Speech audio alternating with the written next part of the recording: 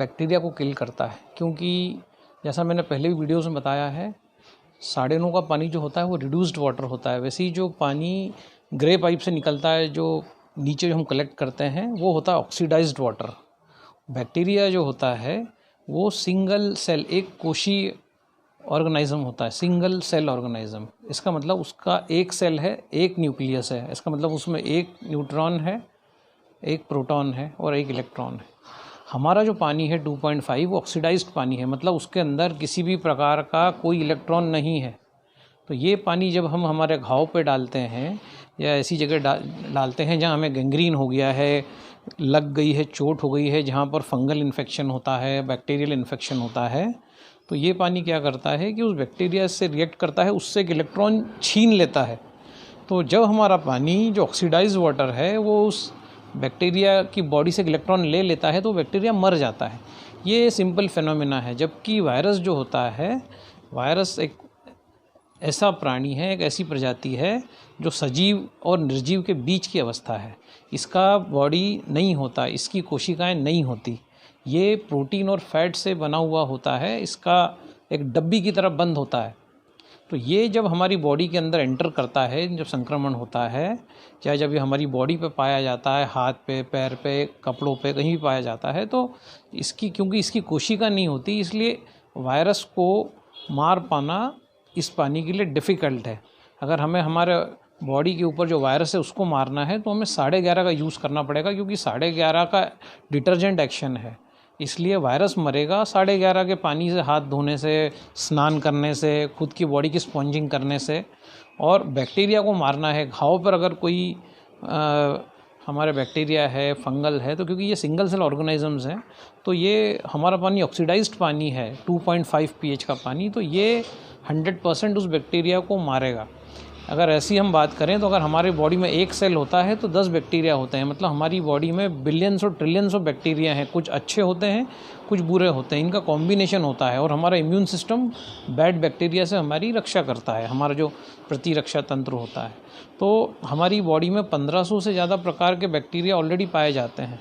तो हर bacteria harmful नहीं होता, और किसी भी बैक्टीरिया को एंटीबायोटिक की सहायता से कंट्रोल में किया जा सकता है, पर वायरस जो होता है उस पर किसी भी प्रकार का कोई भी एंटीबायोटिक काम नहीं करता।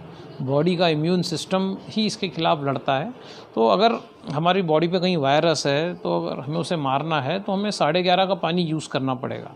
और अगर हमें इन्फेक्शन को ख़त्म करना है, बैक्टीरियल इन्फेक्शन को, तो हमें 2.5 pH यूज़ करना पड़ेगा। पैरासाइट है, फंगल इन्फेक्शन है, बैक्टीरियल इन्फेक्शन है। अभी हम इस वीडियो के बाद एक छोटे से वीडियो से समझेंगे कि बैक्टीरिया और वायरस का मेजर डिफरेंस इनकी बॉडी में, इनके कंस्ट्रक्शन में, इनकी हैबिट्स में क्या डिफरेंस है, बैक्टीरिया और वायरस क्यों अलग अलग हैं और ये कितना अलग है, अभी हम समझेंगे। धन्यवाद।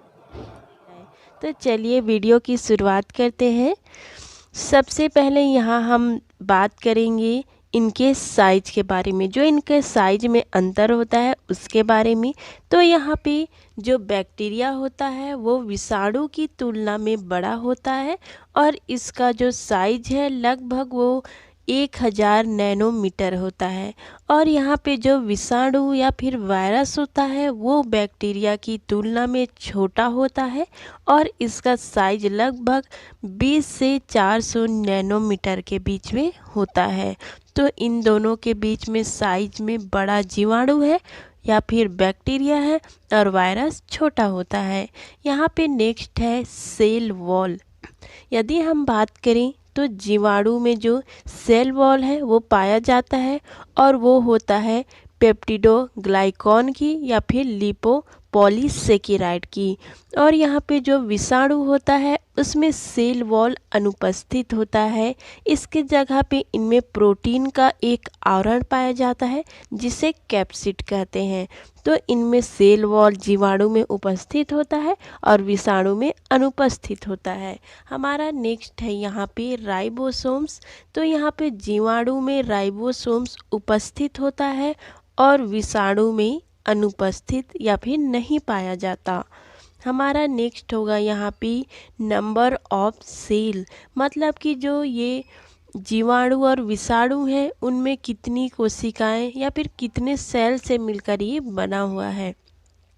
तो यहाँ पे जो जीवाणु होता है वो एक कोशिकीय जीव होता है। देखिए जीवाणु है एक कोशिकीय जीव और जो वायरस होता है अकोशिकीय जीव होता है।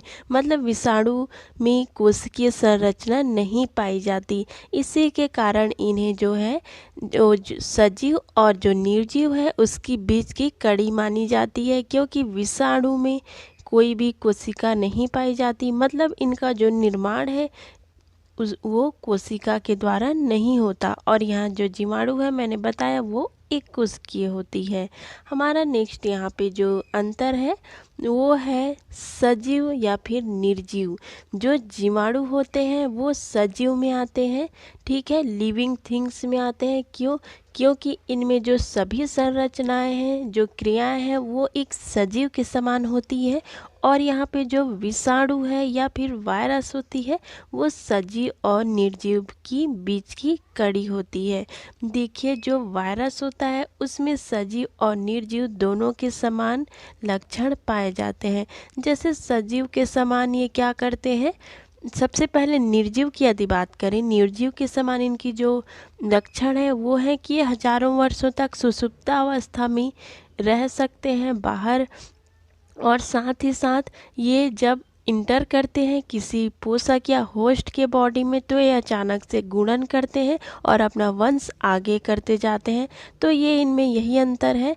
ये विषाणु में क्या होता है कि ये सजीव और निर्जीव की बीच की कड़ी होते हैं, क्योंकि इनमें सजीवों के समान भी लक्षण पाए जाते हैं, जैसे कि यहाँ मैंने बताया अपने वंश का विकास कर सकते हैं।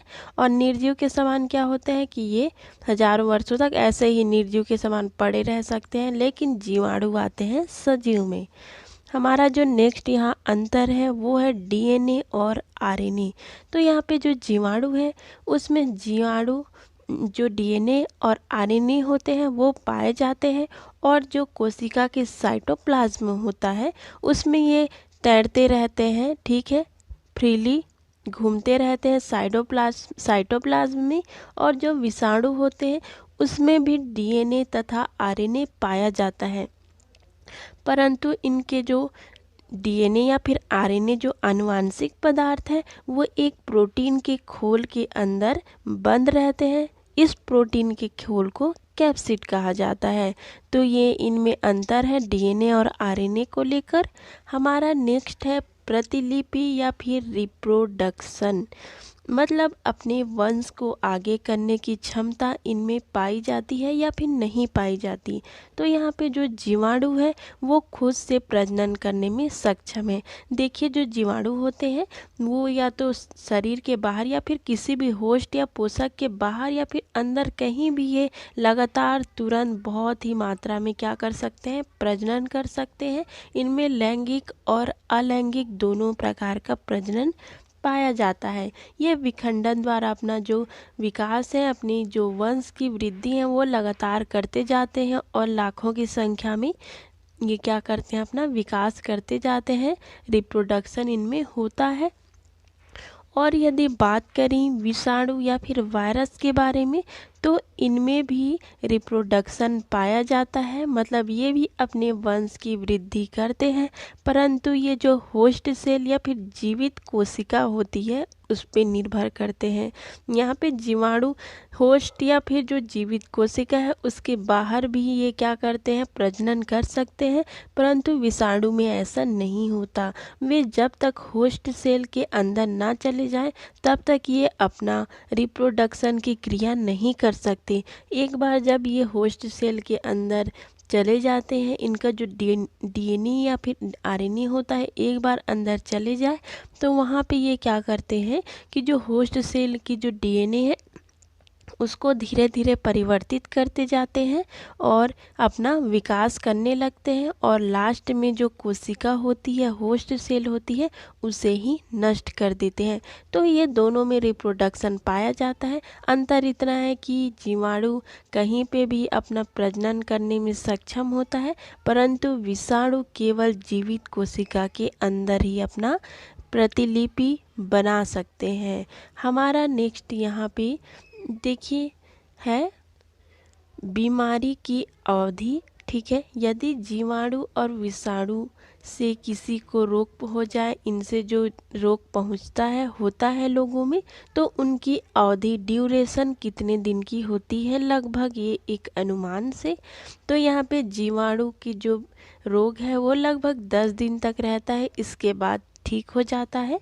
और यहाँ विषाणु का जो रोग है वो है 2 से 10 दिन तक। अब हमारा नेक्स्ट है इलाज या फिर ट्रीटमेंट।